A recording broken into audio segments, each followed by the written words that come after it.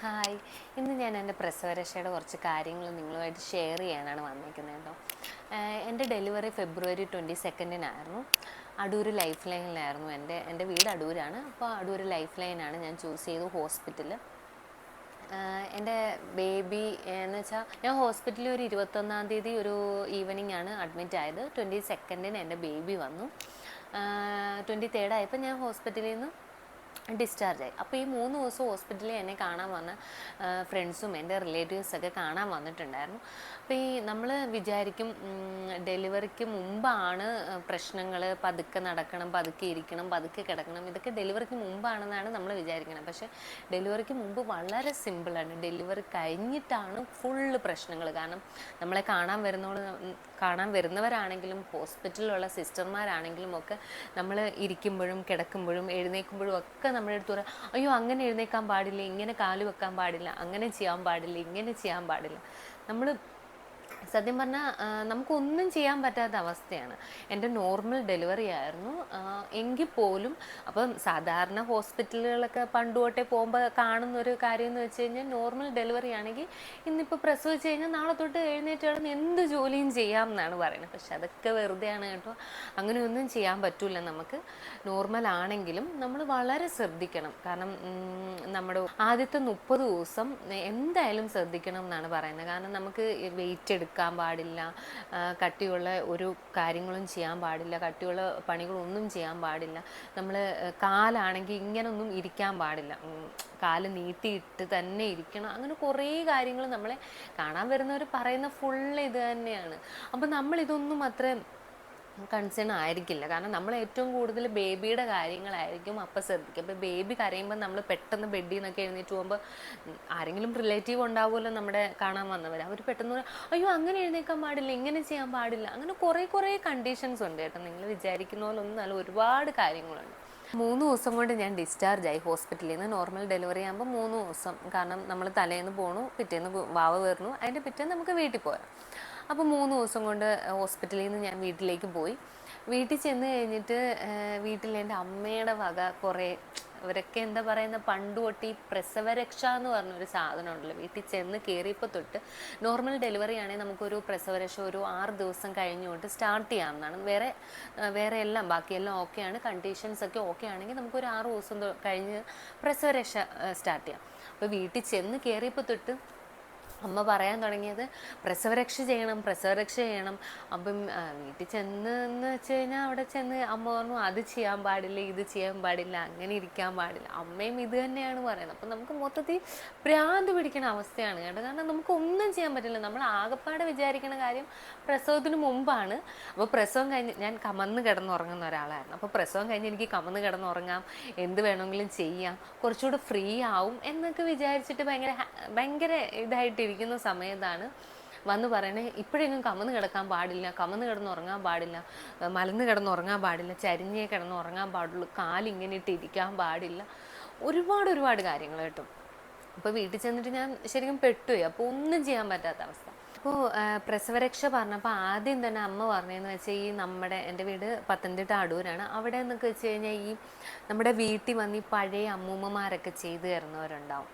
അവരിതൊന്നും പഠിച്ചിട്ടുണ്ടാവില്ല, ഒന്നും ഉണ്ടാവില്ല. പക്ഷെ പഴയ നാട്ടുവൈദ്യങ്ങളും ഒക്കെ അവർക്ക് അറിയുന്നുണ്ടാവും. അവർ വന്നിട്ട് നന്നായിട്ട് നമ്മൾ എണ്ണ തേച്ച് തിരുമ്മി കുളിപ്പിക്കുക, അങ്ങനത്തെ പിന്നെ നമ്മുടെ ബേബീനെയും കുളിപ്പിക്കുക, അങ്ങനത്തെയൊക്കെയാണ് ഒട്ടുമിക്ക ആൾക്കാരും ചൂസ് ചെയ്യുന്നത്. അപ്പം അമ്മ ഇത് ചെയ്യാമെന്നാണ് പറഞ്ഞത്. അപ്പം ഞാനും ഹസ്ബൻഡും കൂടി ഡിസ്കസ് ചെയ്തപ്പോൾ നമുക്കൊരു എന്താ പറയുന്നത്, ഒരു ഡോക്ടറിനെ കൺസൾട്ട് ചെയ്ത് ആയുർവേദ ഡോക്ടറിനെ കൺസൾട്ട് ചെയ്ത് ആയുർവേദ ട്രീറ്റ്മെൻറ്റ് അങ്ങനെ ഒരു രീതിയിൽ നമുക്ക് എടുക്കാമെന്ന് വിചാരിച്ചു. അപ്പം അമ്മ പറഞ്ഞു, എന്നാൽ നിങ്ങളുടെ ഇഷ്ടം അങ്ങനെ തന്നെ ചെയ്തോ എന്ന് പറഞ്ഞിട്ട് നമ്മളപ്പോൾ എന്ത് ചെയ്തു, ഒരു അപ്പം നമ്മൾ ഭയങ്കര കൺഫ്യൂസ്ഡ് ആണ്. കാരണം ഏതാണ് നല്ലത്, എവിടെയായിരിക്കും നന്നായിട്ട് ചെയ്യുന്നത്. കാരണം പ്രസവരക്ഷയാണല്ലോ ഇത്. നമ്മൾ ചെയ്തില്ലെങ്കിൽ ഭാവിയിൽ നമുക്ക് നടുവേദന, മുട്ടുവേദന, ഒരുപാട് പ്രശ്നങ്ങൾ നമുക്കുണ്ടാവും.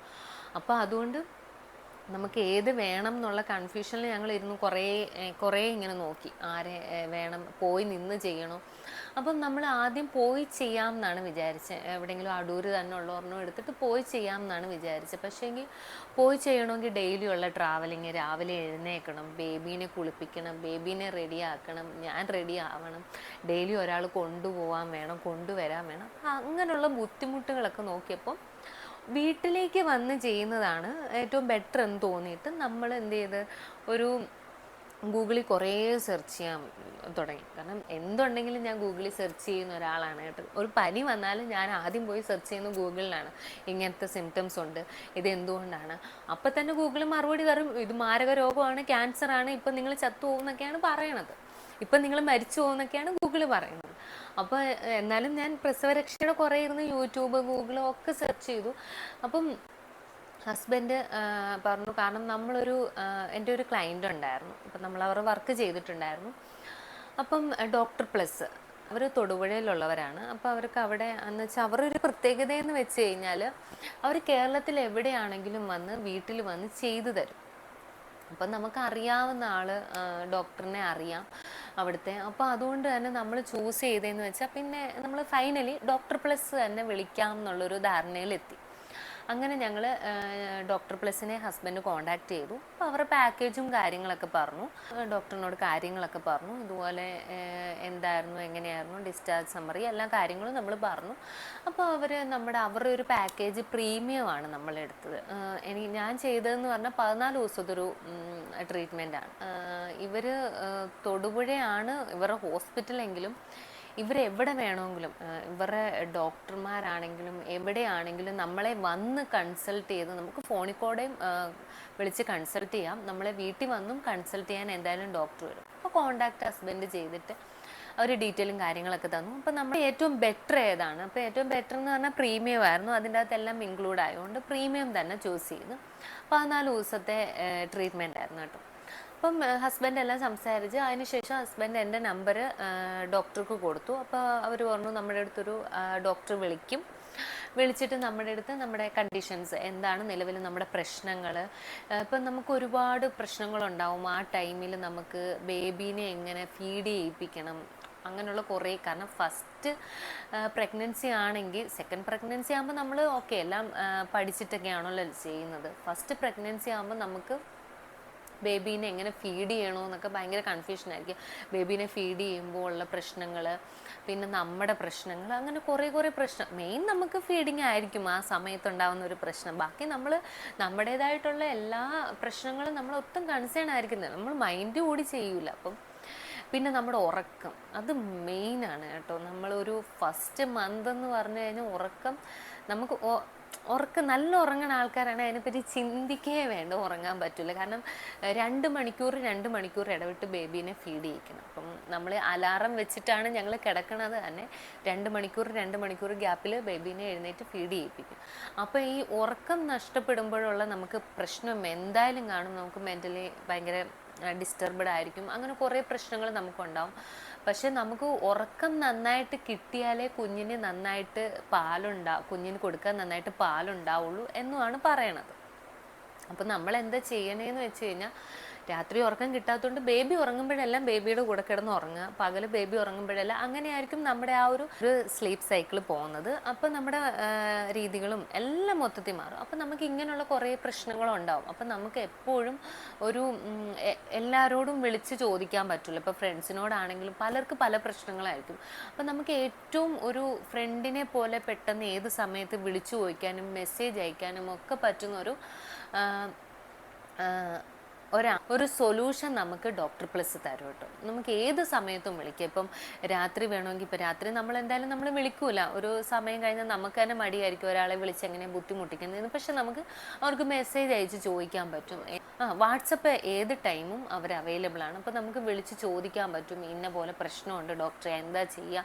അപ്പോൾ അതിനുള്ളൊരു സൊല്യൂഷൻ അപ്പം തന്നെ ഡോക്ടർ നമുക്ക് തരുകയും അതിൻ്റെ മരുന്ന് അപ്പം തന്നെ നമുക്ക് വാട്സപ്പ് വഴി എല്ലാ കാര്യങ്ങളും അവർ ഷെയർ ചെയ്ത് തരുകയും ചെയ്യുന്നതാണ്. അങ്ങനെ അപ്പോൾ ഡോക്ടർ നമ്മളിപ്പം ഇത് ചെയ്ത് നമ്മൾ എന്താ പറയുന്നത്, വിളിച്ച് കാര്യങ്ങളൊക്കെ സംസാരിച്ച്, ഡോക്ടർ എന്നെയും വിളിച്ച് എൻ്റെ പ്രശ്നങ്ങളും ചോദിച്ച്, അപ്പോൾ ഫോൺ കൺസൾട്ടേഷനൊക്കെ അങ്ങനെ നമ്മുടെ പ്രശ്നങ്ങളും കാര്യങ്ങളൊക്കെ കഴിഞ്ഞ് ഇതിന് ശേഷം ഇവർ നമ്മൾ എന്നോട്ടാണ് ട്രീറ്റ്മെൻറ്റ് എടുക്കുന്നത്. ഞാൻ ട്രീറ്റ്മെൻറ്റ് എടുത്തതെന്ന് വെച്ചാൽ എൻ്റെ ഡെലിവറി കഴിഞ്ഞിട്ട് 7ാമത്തെ ദിവസം തൊട്ട് ഞാൻ ട്രീറ്റ്മെൻറ്റ് എടുക്കാൻ തുടങ്ങി. 6 ദിവസം എന്തായാലും നമുക്ക് ഒരു ഗ്യാപ്പ് വേണം ട്രീറ്റ്മെൻറ്റ് തുടങ്ങും. കാരണം തിരുമലൊക്കെ ആണല്ലോ, നമുക്ക് ഈ പ്രസവം കഴിഞ്ഞിട്ട് എന്തായാലും ബ്ലീഡിങ് ഒക്കെ ഉണ്ടാവുന്ന ഒരു ടൈമാണ്. അപ്പോൾ ഈ ബ്ലീഡിങ് ഒക്കെ ഉണ്ടായി വരുന്നു, ബോഡിയൊക്കെ ഒന്ന് സെറ്റായി ഒരു പഴയ അവസ്ഥയൊന്ന് എത്താനൊരു 6 ദിവസം എന്തായാലും ഒരു ഗ്യാപ്പ് എന്തായാലും നമ്മൾ കൊടുക്കണം. അപ്പം ഞാൻ ട്രീറ്റ്മെൻറ്റ് എടുത്തത് എൻ്റെ ഡെലിവറി കഴിഞ്ഞ് 7ാമത്തെ ദിവസമാണ്. അപ്പോൾ ഈ ഡോക്ടർ പ്ലസിൻ്റെ ആൾക്കാർ അവർ തൊടുപുഴയിൽ നിന്ന് അവരുടെ എനിക്ക് വേണ്ട ട്രീറ്റ്മെൻറ്റിന് വേണ്ട മരുന്നുകളും കാര്യങ്ങളും ഡോക്ടറും ഒക്കെ ആയിട്ട് എൻ്റെ വീട്ടിൽ വന്നിട്ടുണ്ടായി. ഡോക്ടർ വീട്ടിൽ വന്നിട്ട് എന്നെ കൺസൾട്ട് ചെയ്യുകയാണ് ചെയ്തത്. ഫോൺ വഴിയും കൺസൾട്ടേഷൻ കഴിഞ്ഞിട്ടാണ് വന്നിട്ട് എൻ്റെ പ്രശ്നങ്ങൾ എന്തൊക്കെയാണ്, ഇപ്പം എന്തൊക്കെ ബുദ്ധിമുട്ട് ഉണ്ട്, എനിക്ക് ഉറക്കത്തിൻ്റെ പ്രശ്നങ്ങളുണ്ടോ, തലവേദനയുണ്ടോ, ഫീഡിങ് ഓക്കെ ആണോ, എല്ലാ കാര്യങ്ങളും ഡോക്ടർ നമ്മുടെ അടുത്ത് ചോദിക്കും. അപ്പോൾ എന്ത് പ്രശ്നം ഉണ്ടെങ്കിലും അപ്പം തന്നെ ഡോക്ടറിനോട് പറയാം. അപ്പം നമുക്ക് ഫുള്ള് മരുന്നൊക്കെ ആയിട്ടായിരിക്കും വരുന്നത്. കാരണം നമ്മൾ ഓൺലൈൻ വഴി കൺസൾട്ട് ചെയ്യുന്നുണ്ടല്ലോ. അപ്പം തന്നെ പ്രശ്നങ്ങൾ എന്തെങ്കിലും പറയുകയാണെങ്കിൽ ഡോക്ടർ മരുന്നും ഒക്കെ ആയിട്ടായിരിക്കും നമ്മുടെ വീട്ടിലേക്ക് വരുന്നുണ്ടാവുക. വന്നിട്ട് ഡോക്ടർ കാര്യങ്ങളൊക്കെ സംസാരിച്ചു. അതിനുശേഷം എല്ലാം പറഞ്ഞു, ഡോക്ടറുമായിട്ട് എല്ലാം ഷെയർ ചെയ്തു. അതിനുശേഷം പിറ്റേ ദിവസം അന്ന് തന്നെ പിറ്റേ അപ്പോൾ ഡോക്ടർ ഇരിക്കയിൽ തന്നെ അപ്പോൾ ഡോക്ടറിൻ്റെ കൂടെ ഫിസിയോതെറാപ്പിക്കുള്ള ഒരു ചേച്ചിയും ഉണ്ടായിരുന്നു. അവരാണ് ഫുൾ ട്രീറ്റ്മെൻറ്റ് ചെയ്യുന്നത്. അപ്പോൾ ഈ വന്ന ദിവസം ഒരു സൺഡേ ആയിരുന്നു വന്ന ദിവസം തന്നെ ഡോക്ടറിനെ അടുത്തിരുത്തിക്കൊണ്ട് തന്നെയാണ് ഈ ട്രീറ്റ്മെൻറ്റുകളൊക്കെ തുടങ്ങുന്നത്. കാരണം ഈ ഡോക്ടർ തൊടുപുഴയിൽ നിന്ന് വരുന്നതാണല്ലോ. അപ്പോൾ ഡോക്ടറിന് എന്നും വന്ന് ട്രീറ്റ്മെൻറ്റിന് നമ്മുടെ കൂടെ ഇരിക്കുന്നത് പോസിബിൾ അല്ല. അപ്പോൾ അതുകൊണ്ട് തന്നെ വന്ന ദിവസം ഡോക്ടർ ഈ ചേച്ചീനെയും കൊണ്ട് എന്തൊക്കെയാണ് ചെയ്യിപ്പിക്കേണ്ടത്, എങ്ങനെയൊക്കെയാണ് എനിക്കുള്ള പ്രശ്നങ്ങൾ എന്താണോ അതനുസരിച്ച്, ഇപ്പം എനിക്ക് നടുവേദന ഉണ്ടെങ്കിൽ അതനുസരിച്ചിട്ടുള്ള ട്രീറ്റ്മെൻറ്റ് ഡോക്ടർ പറയും. ഇന്ന പോലെ കുട്ടിക്ക് നടുവേദനയുണ്ട്, അപ്പോൾ അതിനനുസരിച്ചിട്ടുള്ള മസാജ് അവിടെ കൊടുക്കണം. അപ്പോൾ എല്ലാം ഡോക്ടർ ഇരിക്കയിൽ തന്നെയാണ് A to Z.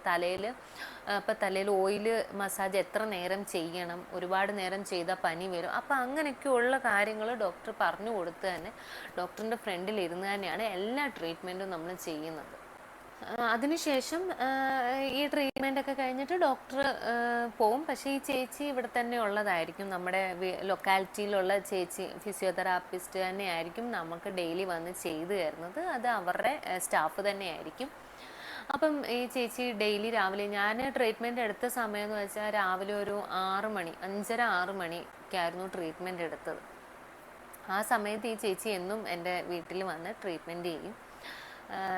എനിക്ക് ഫസ്റ്റ് എന്ന് വെച്ച് കഴിഞ്ഞാൽ ഞാൻ തുടങ്ങിയത് തലയിൽ ഫസ്റ്റ് ഡേ എന്ന് വെച്ചാൽ ചേച്ചി ആദ്യം വന്നപ്പോൾ തന്നെ നീലബൃങ്കാതിയൊക്കെ മുടിയിൽ തേച്ച് നന്നായിട്ട് മസാജൊക്കെ തന്ന് നല്ല സുഖമാണ് കേട്ടോ. ഇങ്ങനെ മസാജൊക്കെ ചെയ്യുമ്പോൾ നമ്മളങ്ങനെ ഉറങ്ങി അങ്ങ് പോകും. കാരണം നമുക്ക് ഒരു എന്തായാലും നമ്മൾ ആ ഒരു പ്രസവമൊക്കെ കഴിഞ്ഞ് ബോഡിയൊക്കെ ഒന്ന് ഇളകി ആ ഒരു ഇതായിരിക്കുമല്ലോ. അപ്പോൾ നല്ല മസാജൊക്കെ കിട്ടി നമ്മളിങ്ങനെ ഉറങ്ങി അങ്ങിരുന്നു. അത്രയും നല്ല മസാജൊക്കെ ആയിരുന്നു.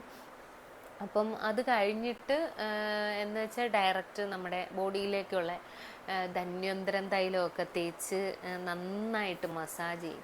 ആദ്യത്തെ 4 ദിവസം ഈ ധന്വന്തരം തൈലം തേച്ചിട്ട് ആദ്യത്തെ 8 ദിവസം ആദ്യത്തെ 8 ദിവസം ഈ ധന്വന്തരം തൈലം തേച്ചിട്ടുള്ള മസാജ് ആയിരിക്കും. ഫുള്ള് നല്ല മസാജാണ്. കാരണം ബോഡി ഫുള്ള് മസാജ് ചെയ്യും. നമ്മുടെ ഉപ്പുറ്റി തൊട്ട് നമ്മുടെ എല്ലാ ഭാഗങ്ങളും നന്നായിട്ട് മസാജ് ചെയ്ത് ഉഴിഞ്ഞ് ചൂടൊക്കെ വെക്കും കേട്ടോ. നടുവിന് ചൂടൊക്കെ വെച്ച് മുറിവെണ്ണയൊക്കെ വെച്ചിട്ട് മുറിവെണ്ണ ചൂടാക്കിയിട്ട് നടുവിന് വെക്കും. അതൊക്കെ നല്ല സുഖമാണ്. നമുക്ക് നല്ല റിലീഫ് കിട്ടും. നമുക്ക് ഈ ഒരു ട്രീറ്റ്മെൻറ്റ് കഴിഞ്ഞ് ഇത്രയും മസാജ് കഴിഞ്ഞ് കുളി കഴിഞ്ഞ് വരുമ്പോഴത്തേക്കും നമുക്ക് നല്ലൊരു റിലീഫ് തന്നെ കിട്ടും. കാരണം നല്ല സുഖമാണല്ലോ ഒരു മസാജൊക്കെ ചെയ്ത് കിട്ടുക എന്ന് പറയുമ്പോൾ.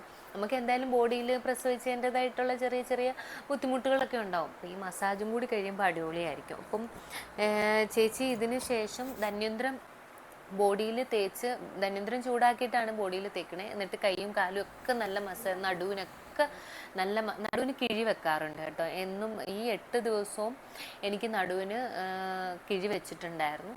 നല്ല ചൂട് കിഴിയായിരിക്കും നടുവിന് കൊണ്ടുവെക്കുക. നല്ല സുഖമാണ്. അങ്ങനെ അതൊക്കെ കഴിഞ്ഞിട്ട് പിന്നെ ഫേസ് പാക്കൊക്കെ ഇട്ടിട്ട് ഫേസ് പാക്ക് ഇട്ട് കുറച്ച് നേരം കിടന്ന് പിന്നെ ഈ ധന്വന്തരത്തിൻ്റെ മണ്ടയിൽ ഒരു പാക്കും കൂടി ഇട്ടായിരുന്നു നമുക്ക്.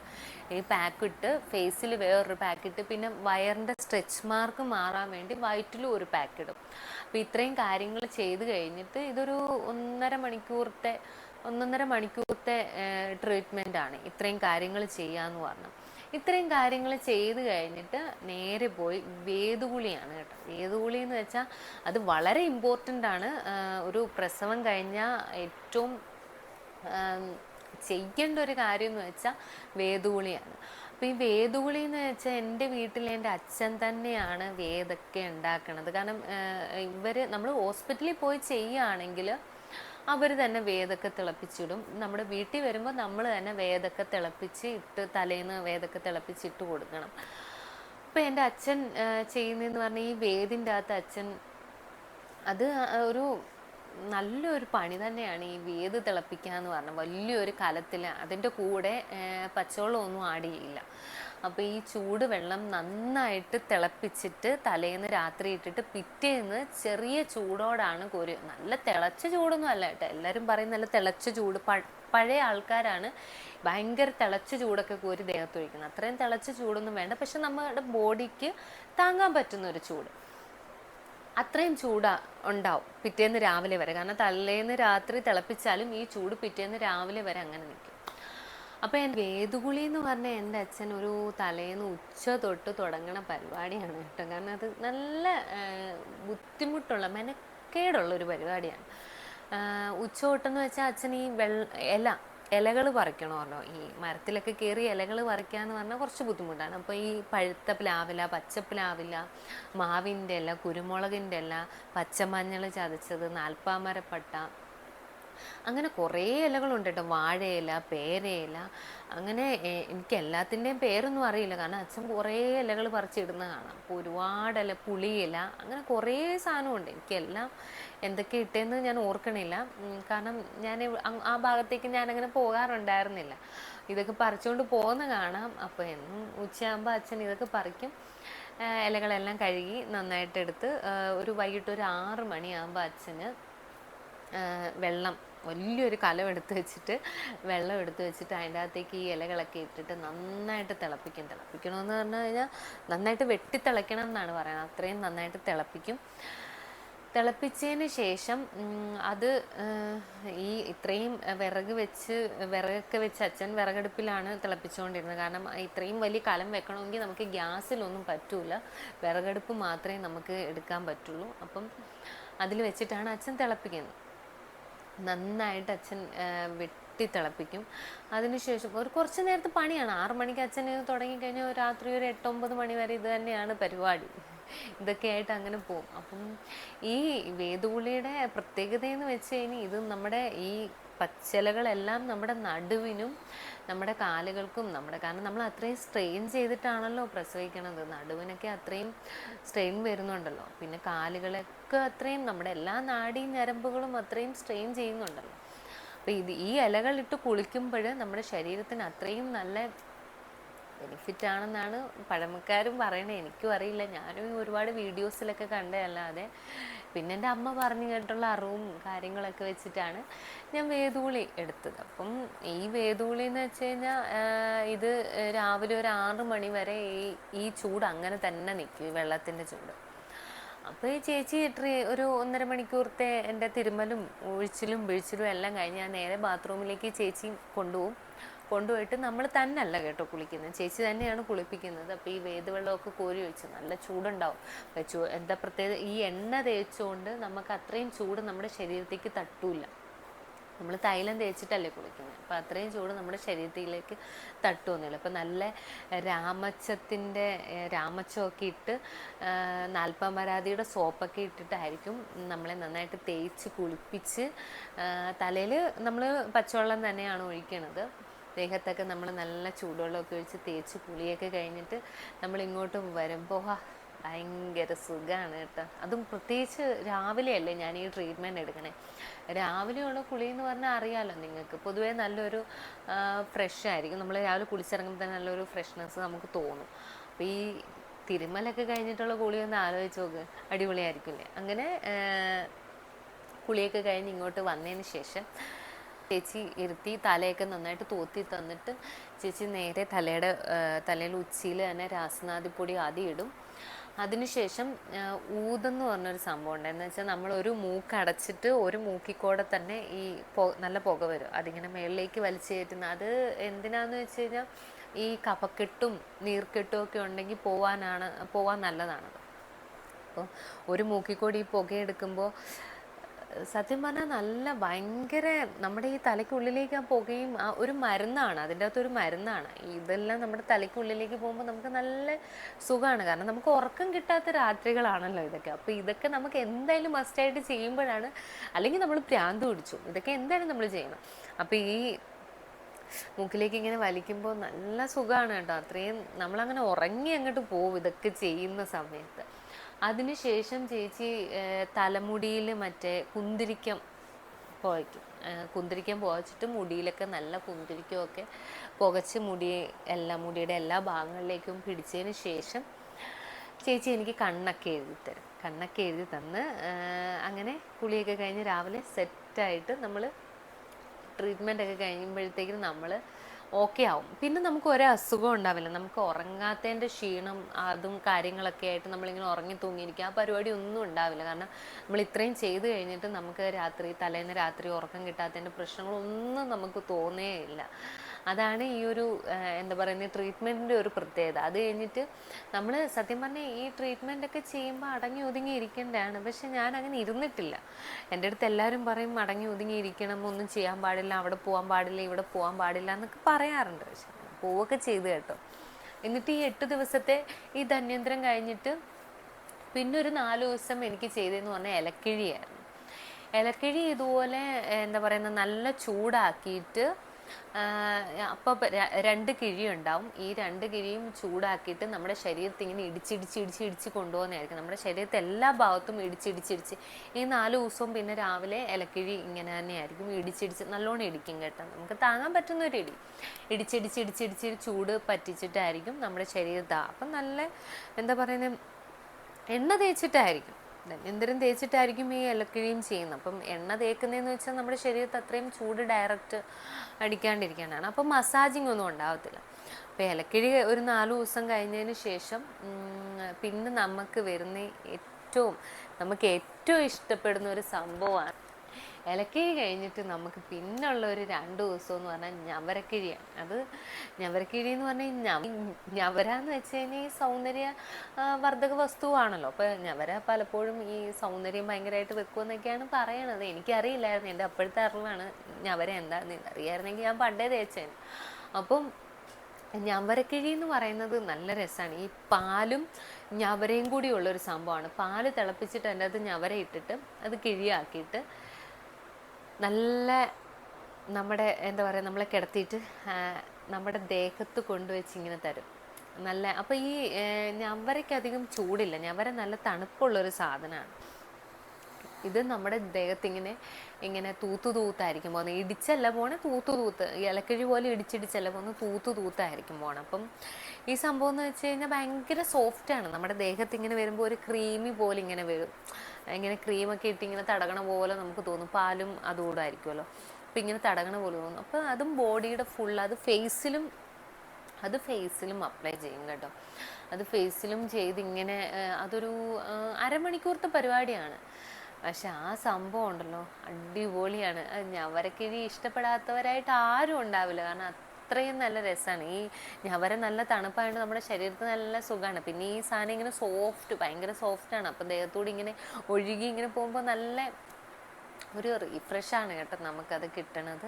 അങ്ങനെ 8 ദിവസത്തെ ധന്വന്തരം തേച്ചിട്ടുള്ള കുളിയും 4 ദിവസത്തെ ഇലക്കിഴിയും 2 ദിവസത്തെ ഞവരക്കിഴിയും, അങ്ങനെയായിരിക്കും നമ്മുടെ ഈ ട്രീറ്റ്മെൻറ്റ് ഉണ്ടാവുന്നത്. പ്രീമിയത്തിൽ വരുന്നത് എന്തൊക്കെയാണെന്ന് വെച്ചാൽ ട്രീറ്റ്മെൻറ്റ് ബെഡ്, നമുക്ക് ട്രീറ്റ്മെൻറ്റിനുള്ള ഒരു ബെഡ് ഇവർ കൊണ്ടുവരും.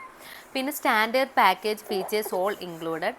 പിന്നെ ഡോക്ടർ പ്ലസിൻ്റെ മെഡിസിൻ ഉണ്ടാവും. അത് കസ്റ്റമൈസ്ഡ് ആയിരിക്കും. നിങ്ങൾക്ക് എന്താണോ പ്രശ്നം അതനുസരിച്ചിട്ടുള്ള ഒരു 1000 രൂപയുടെ മെഡിസിൻ അതിൻ്റെ അകത്തുണ്ടാവും. പിന്നെ 6 month ഫ്രീ കൺസൾട്ടേഷൻ ഉണ്ടാവും ആഫ്റ്റർ ഡെലിവറി.